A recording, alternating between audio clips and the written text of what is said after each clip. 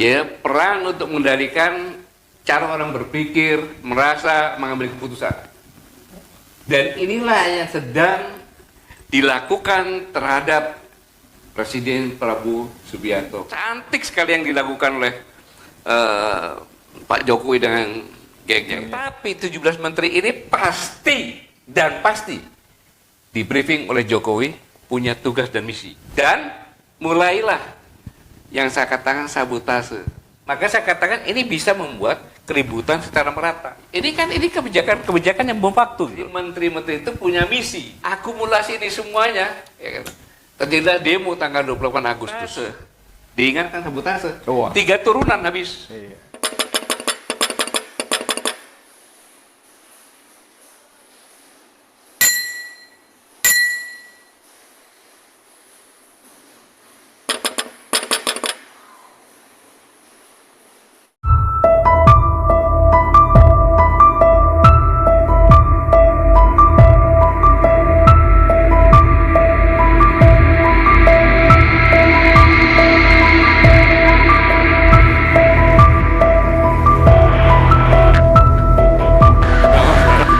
Oke, monggo, Pak. Baik, terima kasih.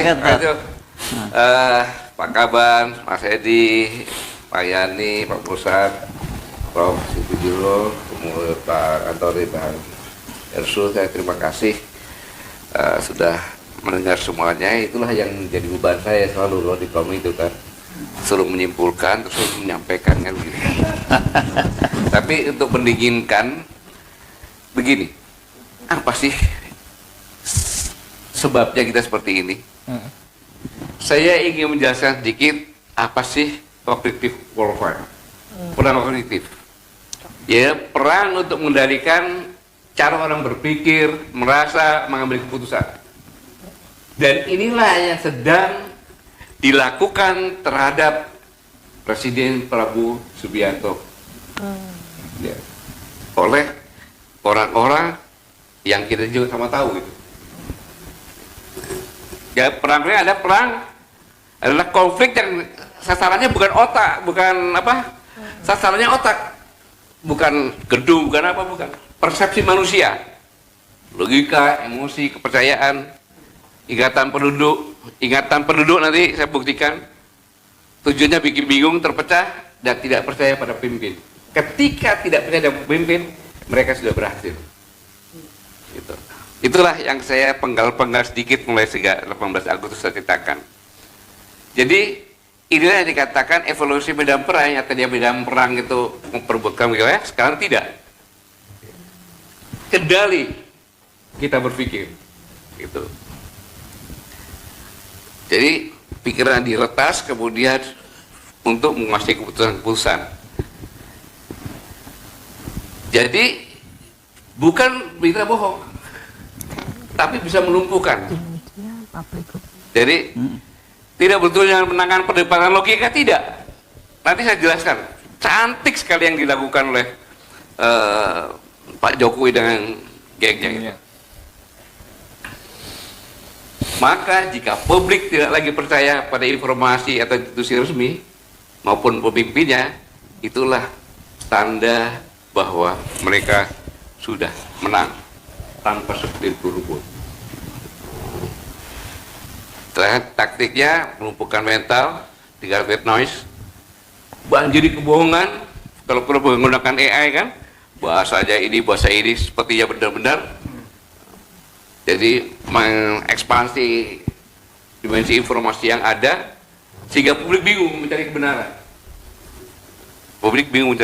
Karena di Indonesia ini lebih dari 50%. Kita lebih hebat dari Amerika, dari Australia, dari manapun tentang penggunaan internet.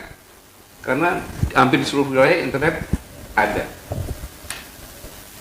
Apapun juga orang pengemis pun udah bawa HP itu. Dan black noise, menghapus sinyal yang kredibel itu dihilangkan semuanya. Membungkam fakta, merusak reputasi jurnalis, ilmuwan pun, ya kayak di UI itu. Ya kan, Pak Dirwanmo itu langsung dipotong kan gitu. Jadi itu salah satu bagian. Jadi lebih 50% mengandalkan media sosial, sebagai sumber berita seperti Prof sampaikan, tetapi berita itu dia tidak mudah untuk cross check apakah benar atau tidak. Ya. Kadang-kadang cuma dia telan, walaupun dia nggak benar, disebarkan. Itu yang ini. Itu. Maka tanggal 20 Oktober 2004 pelantikan presiden, dan presiden menerima warisan dari Jokowi. Warisan inilah yang awalnya terjadi saat ini. Mengapa? Satu, selama 10 tahun nambah hutang BUMN pemerintah 15.000 triliun. Sumber daya ayam dijual ke Tiongkok, kan? Tidak meningkatkan APBN.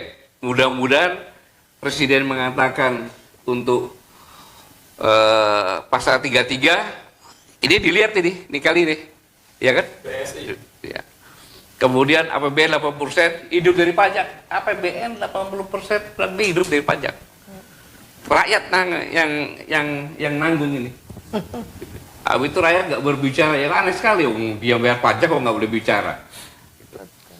Banyak proyek perangkat, ada 4 bandara, ada waduk juga. Kesenjangan sosial antara semiskin itu semakin tajam.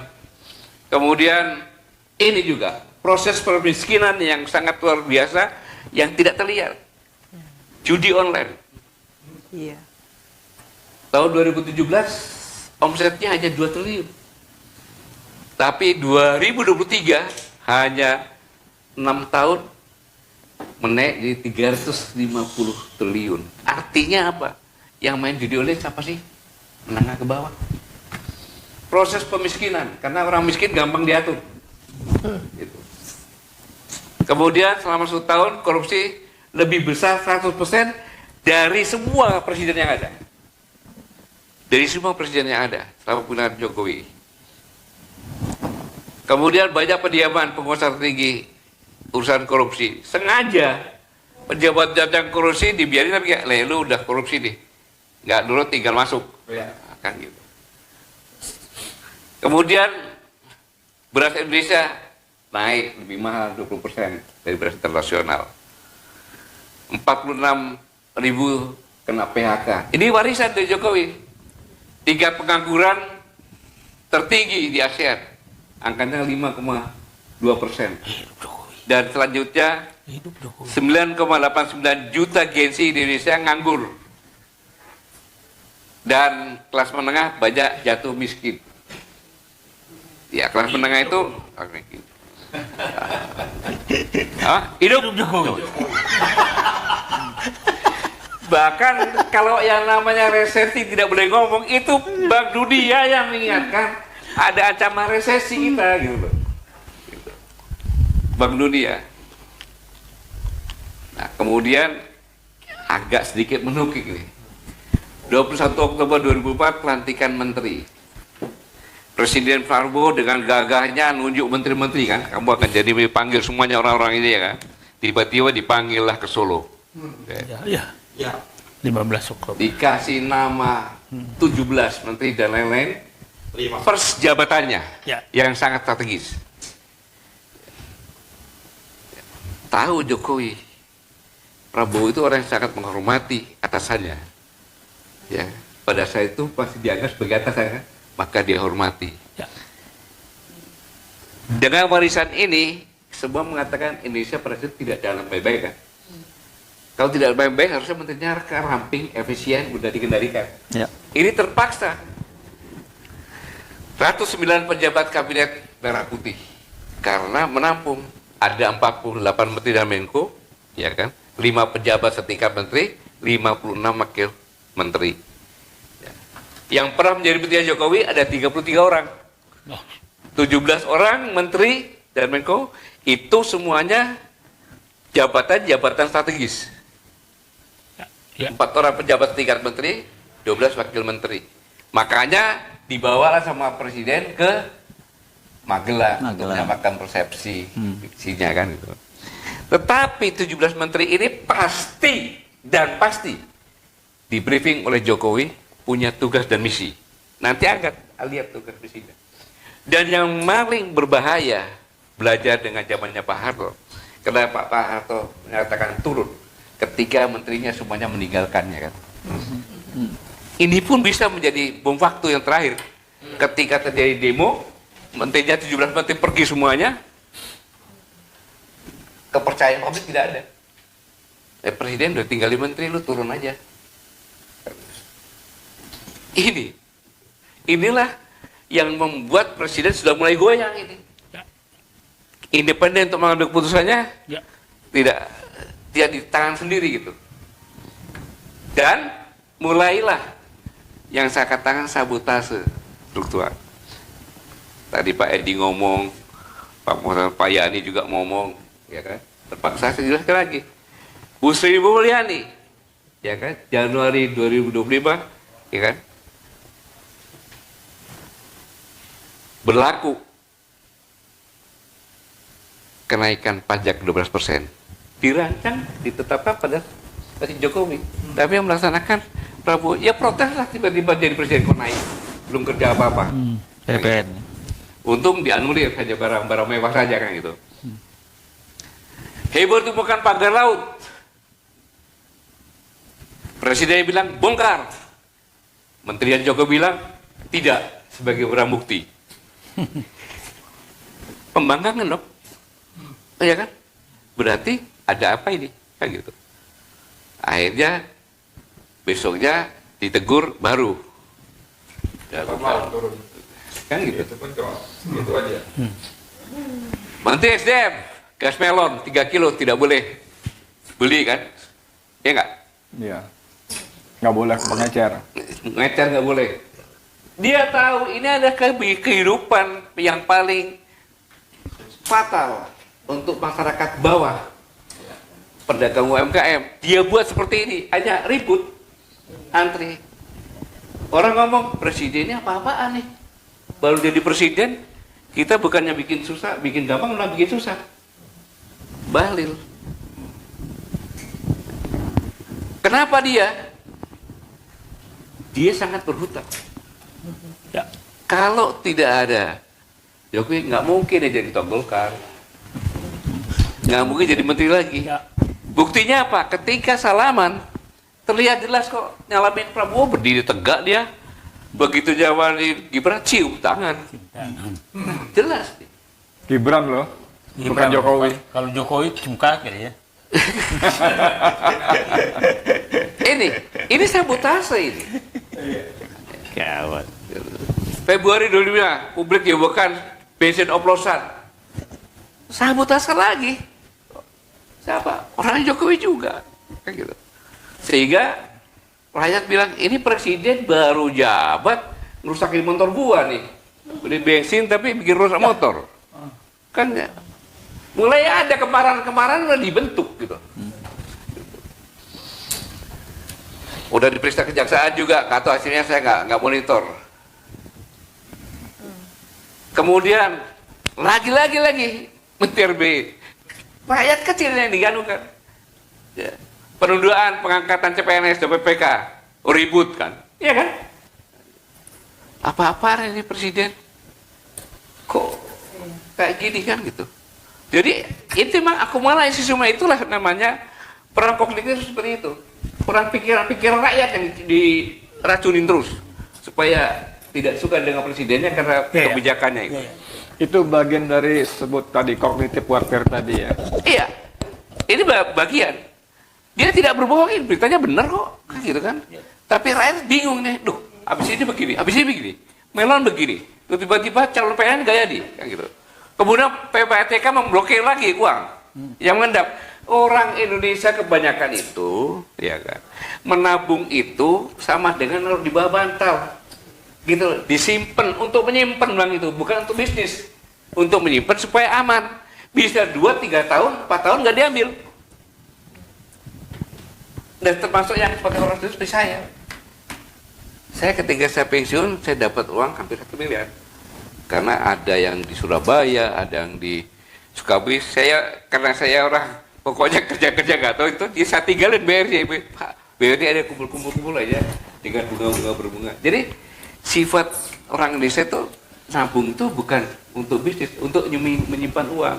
Nah, ketika diblokir, ada keperluan mendadak, dia bingung, nggak bisa. Akhirnya apa orangnya? Ternyata negara menghambat akses uang saya. Negara merampas uang rakyat. Negara yang dikatakan. Siapa ya presidennya? Kan gitu. Menghambat akses uang rakyat, presidennya. Legitimasi terhadap pemerintah yang baru berjalan dipapras. Kemudian Juni heboh tambah nikah di Raya 4. Siapa? Bali juga yang keluarkan juga. Padahal dia orang sana. Udah tahu tuh geopark kok. Kan gitu. Masih dilakukan kenapa? Ini dia lakukan agar dunia internasional menyoroti. Oh, Prabowo itu memang nggak ngerti lingkungan hidup. Wow, blok dia. Orang geopark kok ada. Yang kena bukan menterinya, presidennya. Ini. Jadi luar biasa caranya itu.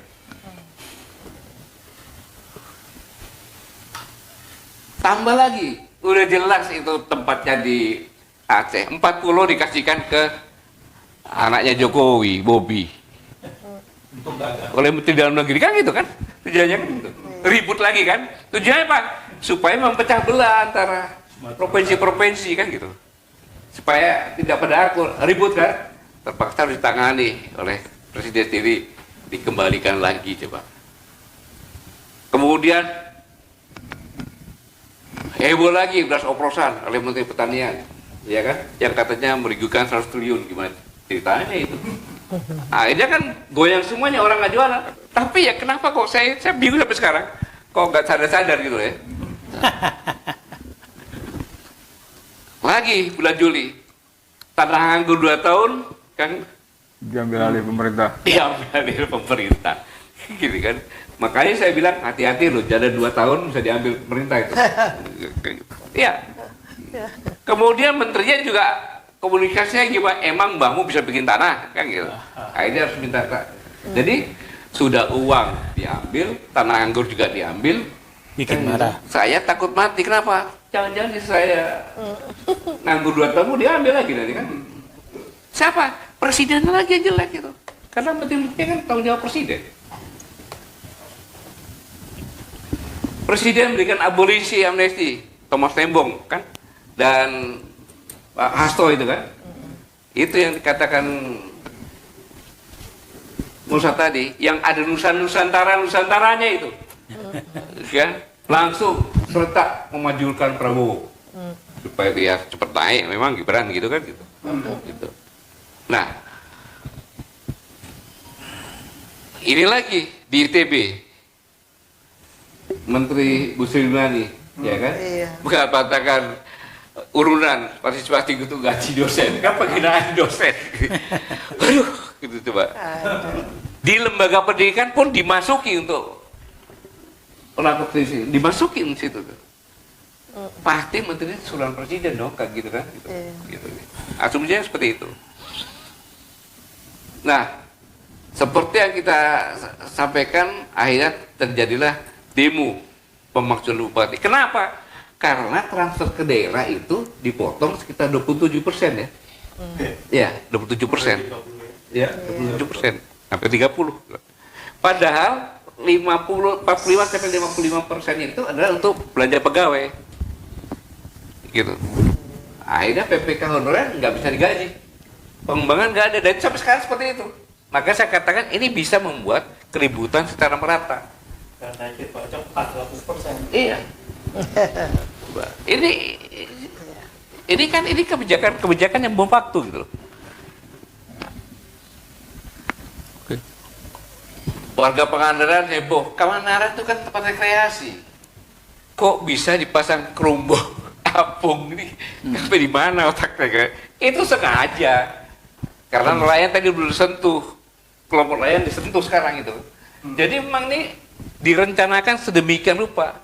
Jadi menteri-menteri itu punya misi. Gitu.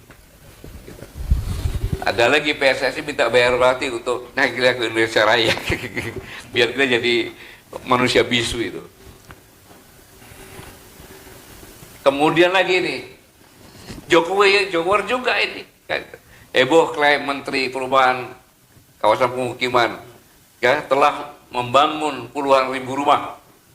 Dibantah oleh mamennya sendiri, Pak Yamsa. Coba bayangin. Ini adalah salah satu tema dari Presiden. Perumahan kan? Ya, janji presiden. Janji Presiden. Ya, janji. Iya. 3 juta. Dipatahkan dengan seperti ini. Oh ternyata Presiden bohong. Bayangkan tuh.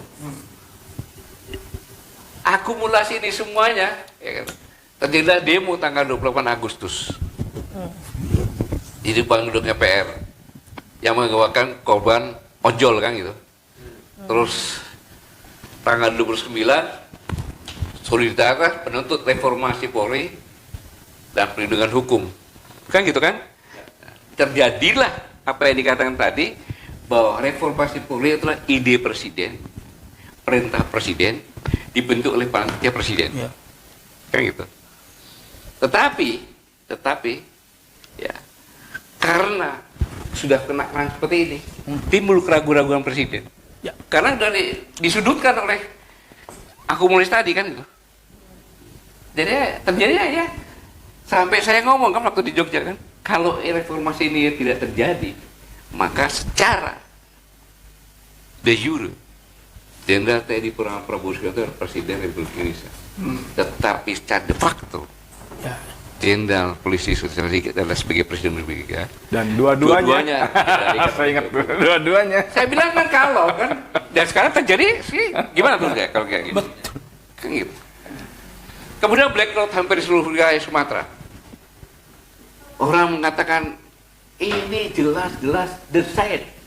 Saya buktikan desain, ya. Pak Kabar nggak tahu. RKAB tahun 2025 itu sebesar 790 juta.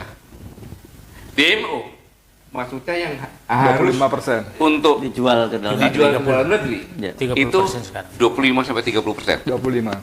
Ya, 25%, oke? Dan ini 1 Januari 2025 sampai dengan Ya. 31 Januari 2025. Maka harus ganti lagi RKAB baru. Ya.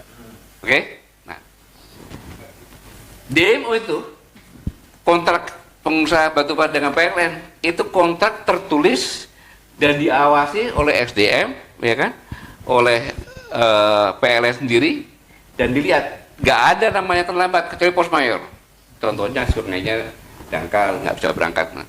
Dan PLN nggak bisa itu menimbun sampai dengan 2 bulan. Ya. Paling-paling dia cuma 20 hari kan gitu. Lebih dari itu kebakar kan.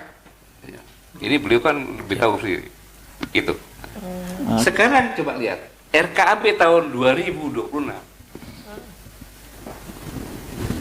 kosong semuanya. Baru tanggal 13 Maret. Ya. Baru tanggal 13 Maret. Sudah jumlahnya berkurang cuma 600 ton. Ya kan? DMO-nya 25-40, tetapi orang nggak bisa nambang. Nggak punya kok. Ya. Penambang liar, kan gitu. Penambang liar. Akhirnya ya gelap. Akhirnya gelap. Karena 13 Maret tuh nggak bisa langsung kerja itu. Ya. Harus ngurus macam-macam lagi kan. Gitu. Ini siapa? Menterinya siapa? Balik lagi. Orang ngomong presiden nggak bisa mimpin. Masa hanya nggak pernah gelap kok jadi gelap. Sabotase. Sabotase ini. Jadi perang konkret itu bukan berita bohong, tapi berita yang benar-benar, tapi yang melumpuhkan. Ya. Ya. Tidak bertujuan, nggak usah menangkan logika, nggak pakai menangkan logika lagi.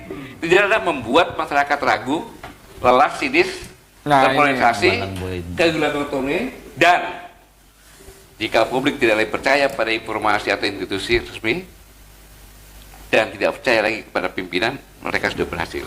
Pak Gatot, sampai situ saya mau tanya. Hmm. Ini kan polanya seperti mencoba mengulang 98. Pertama, disebarkan berbagai macam narasi, pemerintah nggak becus, khususnya Prabowo brengsek, ya kan? Sehingga rakyat ini dimarah. Nah, tadi sebut dengan cognitive bias tadi. Nah, ketika marah itulah diharapkan terjadilah huru-hara segala macamnya. Nah, saat itulah pinjam istilah beliau SOP mengambil alih di lingkungan, ya kan? Nah, pertanyaan saya, sebagai seorang presiden yang dilengkapi dengan semua perangkat sumber daya, informasi berbagai macam intelijen segala macam, masa iya nggak ngerti, nggak baca ini, gitu loh, sampai meledak tanggal 28 Agustus kemarin. Kedua, khusus beberapa nama kayak itu kan sangat fatal, sangat bahaya sekali ya. Bahlil, Tito, itu kan bahaya sekali tuh. Kalau Tito itu kan dengan Aceh itu kan bisa disintegrasi ya, sampai Mualim gubernurnya bikin surat terbuka, pulau kami, kehormatan kami, gitu kan ya. Bahasanya sangat bagus sekali, santun tapi penuh dengan ancaman dan tekanan. Nah, pertanyaan saya tadi saya ulang lagi, masa sih Prabowo nggak ngerti gitu loh. Dan puncak gemesnya tadi ketika Bang Syed mengatakan ini bubur panas di depan mata, tapi dia terlalu lambat, jadi dingin, bahkan dia sekarang dimakan balik gitu loh. Ini gimana ceritanya? Jadi gini, boleh dong saya apa yang sampaikannya pemikiran saya kan desa saya bahwa Presiden Prabowo hidup di sound chamber. Oh, Oke. Ya kan? Oke. Jadi isinya, wah Bapak itu hebat, Bapak visioner. kamar Bapak doang. akan mengungkit sejarah. Siapa? Gitu. Ya. Dikelilingin oleh orang-orang itu semuanya. Jadi dia merasa bakal keluar saya yang paling benar. Kayak gitu. Ketika dia tahu, masalah Jogja tahu loh itu. Kita bicara Jogja tahu kan? Tahu. Tapi aneh. Harusnya belajar sama Cina. Kerajaan Cina itu kalau namanya sabotase, diingatkan sabotase. 3 turunan habis. Iya. 3 turunan. Pertimbangannya Pak, lebih baik turunan itu dihabisin daripada pertumbuhan darah besar. Kan gitu. Nah ini kalau ini terjadi, kan? Ini terjadi. Apa yang terjadi? Pergantian pemerintah tengah jalan, rakyat yang sengsara. Gitu loh. Nah, kita bicara seperti ini kan tujuannya supaya sampai diingatkan. Dan lebih parah lagi. Lebih parah lagi. Ya. Lebih parah lagi. Ini saya ceritakan. Ya. Ketika Dadan, kalau saya sih kayak namanya Dadan itu mau dipilih Pak Prabowo apa, mungkin Pak Prabowo lihat bahwa ini kesayangannya Jokowi, ya kan, maka ditaruh situ kan. Buktinya sering sekali ke Solo kan kita lihat, ya kan. Maka begitu dimasukkan dia kejaksaan, maka naiklah taringnya Jokowi. Awas kau lihat nanti, kan gitu kan. Orang kesayanganmu juga bisa saya masukkan dan bisa dia masukkan dengan tipikor ini. Kontak. Ya? Kontak lah kok. Itu, kontak lah. Dia bayar kontak. Ya, ya. Masuk situ kan itu. Dengan perampasan aset. Enggak, saya tidak bicara masalah hukumnya ya. Personal aset, lewat pengadilan apa enggak saya nggak tahu itu. Diplomating besar-besaran dengan media sosial, bahkan banyak pengamat-pengamat mengatakan. Akhirnya masuklah ke situ. Ditambah lagi sekarang ada tasnya presiden lah, punyanya Pak Safi lah, apalah, pembusukan ini. Dan inilah saya katakan kemenangannya di sini. Saya harus katakan kemenangan mutlak. Menang mutlak. Kenapa sekarang? Semua pejabat takut dengan tipikor. Semua pejabat takut dengan tipikor. Di tipikor kan lagi nanti kan, ya kan? Pengusaha juga takut dengan tipikor. Artinya apa? Kekuasaan ada di sana. Prabowo nggak ada apa-apa. Saya katakan Prabowo tidak ada apa-apa sekarang, walaupun dia presiden. Secara lahiriah, para menterinya, pejabatnya takut dengan tipikor. Karena ini adalah yang dibuat oleh Jokowi dan persiapan untuk saat ini. Saya ulangi, ya kan?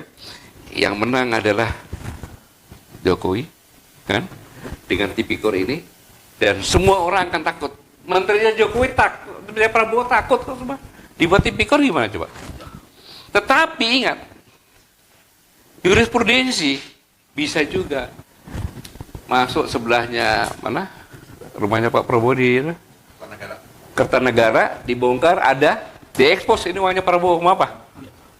Di framing Prabowo korupsi, ya kan? Bisa terjadi. Ini bisa makan tuan. Sudah diingatkan, ini kalau dibiarin lagi, kan gitu. Kan seharusnya logika berpikir saya kan berubah jadi panglima aja nggak selesai kan gitu. Tapi coba apa yang disampaikan lulus Mas Edi, dipercepat. iya lulus dipercepat. Mas Edi, kira Prof juga. Ini adalah momentum bagi Presiden Prabowo. Momentum. Momentum. Kalau ada ini memang ini rencana saya, katanya. Saya lakukan seperti rencana saya supaya korupsi bisa ketangkap semuanya. Maka karena yang membuat gaduh ini kan antara kejaksaan dengan kepolisian kan. Buat gaduh kan gitu. Nah, karena buat gaduh tanpa pengetahuan saya, masa kamu yang bertetangga nggak bisa komunikasi dengan baik, bikin ribut negara aja. Kenanya kan ke saya. Orang mau tanya, ini negara ini ada pemimpinnya nggak sih? Ada presidennya nggak sih? Ribut gini kok nggak ada apa-apa kan? Itu kan yang digantung ini kan. Maka kamu saya copot sekarang, dua-duanya. Dan cari PLT. Jangan definitif dulu PLT. Dipegang oleh presiden, kasih PLT. Tugasmu adalah dari polisi, bintang 3 atau bintang 4, kau pimpin polisi, bongkar itu apa kejaksaan, bongkar yang lainnya. Kalau kamu bisa bongkar hebat, maka kamu bisa jadi definitif nanti. Kejaksaan juga gitu. Bongkar itu polisi. Bongkar itu. Jelas kemenangannya itu apa? Ketika Jaksa Agung yang sudah mengeluarkan pemeriksaan 45 ditambah 2, 4647. Saya bilang ditambah 2, 467 berarti ada maknanya itu. Ya kan? Terus dicabut lagi. Kan jadi cabut lagi kan? Nggak jadi. Ini hukum apaan nih? Orang kata, oh ternyata maaf ada yang katakan maling sama maling berkoordinasi. Kan gitu. Terus negaranya apa? Rakyat menjadi apa? Kan gitu. Karena yang membuat miskin suatu negara adalah korupsi. Oke. Bahkan suka bersama. Oke. Ya. Oke. Kan itu. Inilah yang katakan jika presiden sudah diingatkan dengan bentuk seperti ini dan indikasi-indikasi yang ada, kan membiarkan. Sejak reformasi Polri, Kapolri sudah melakukan pembantahan. Jelas itu. Iya, jelas. Jelas. Berulang kali seperti ini kan gitu, sama juga. Nah, ini kok belum ada reaksi apa-apa. Apa yang bisa kita harapkan? Mudah-mudahan sekarang ini sedang merenung, berkomunikasi seperti kebiasaannya Pak Kaban kan, merenung dulu dengan komunikasi dengan diri, habis itu terakhir dengan komunikasi dengan Tuhan, dengan doa maksudnya kan. Sudah ada sebenarnya, sudah ada yang saya sebutkan di sini, terindikasi itu semuanya dan sudah jelas, ya kan. Presiden harusnya tanya kan, mana surat yang harus saya tanda tangani? Jangan-jangan kelilingnya udah dibayar. Sangat mungkin. Surat ini jangan sampai ke presiden ya, sehingga presiden tidak bisa tanda tangan. Ya gitu, kalau menteri apa-apa, kalau partai kan kalau bisa kan harus uji presiden. Dikelilingin aja, bayar aja orang sekelilingnya itu, dibayar. Patut diduga bisa jadi, patut diduga nggak dia, menurut orang logis saya. Patut diduga keras. Nah, kalau ini terjadi, lalu siapa presidennya dong? Oke. Dengan kata Siapa lain, kalau ini dalam September ini, iya. gemanya hanya itu aja. Siap, Bapak Iwan Pak, apa akan mengukir sejarah begini-begini. MBG itu adalah program yang sangat mulia, sangat mulia. Tetapi tanpa diawasi dengan anggaran besar, ya jadinya seperti itu kan. Tetapi ada yang lebih lagi, ada 60.000 Oh, masih lulusan SMA yang pintar-pintar sudah lulus UKT. Tapi dia tidak bisa bayar. Kan? Kenapa? Karena anggaran pendidikan dipotong kan? Ya, mereka dipotong seperti itu. Akhirnya bekas Menteri Pendidikan mengatakan, iya terpaksa kamu hidup dari mahasiswa. Kan gitu. Akhirnya universitas itu menjadi market oriented, kan economic oriented. Gitu. Ya segitu dulu bang. Dengan kata lain Pak Hah? Gen, bisa nggak digarisbawahi sebagai tadi stressing dari Pak Gen, dengan kata lain ini peluangnya Pak Prabowo untuk menunjukkan gitu ya, keputusan yang firm untuk meningkatkan public trust-nya, kepercayaan publik terhadap presiden tentunya, eksekutif, bahwa jangan dibuang-buang waktu. Ini kan sudah mengerucut ya, terjadi silang sengkarut kejaksaan dan kepolisian, masa tidak ada endingnya, cuman kunjung mengunjung kan gitu. Kemarin rangkulan memang, tapi tidak tuntas. Nyanyi juga karaoke bareng. Iya. Jadi kan gini, semua sudah jelas. Kayak gitu. Bahkan saya berikan contoh dari kerajaan-kerajaan Cina, bahkan kerajaan di Indonesia. Gitu. Kalau namanya pengkhianat dulu Raja Jaya Desa, di makamnya raja itu ada tangga. Itu pengkhianat itu dimakamkan di situ. Di tangga-tangga Di itu. tangga itu. Injak. Tujuannya apa? Supaya keluarganya semua turunnya dia lihat, orang tuaku di makam sini, kalau ada yang mau berjirak saya diinjek ini. Gitu. Itu saking bahayanya pengkhianat atau sabotase. Di Cina 3 keturunan dibabat habis. Di Indonesia dimuliakan. Kasih jabatan. Sangku. Iya, Pak. Ini peringatan ini adalah mungkin juga ini bukan peringatan dari siapa? Dari Tuhan yang memberikan peringatan kepada presiden kita kan. Kalau sudah diperingatin nggak ini, suatu saat nanti ya menyesal. Kita juga menyesal sih, kan itu. Saya ulangi, pergantian pemerintahan di tengah jalan dalam kondisi seperti ini, rakyat yang akan menjadi korban. Pak,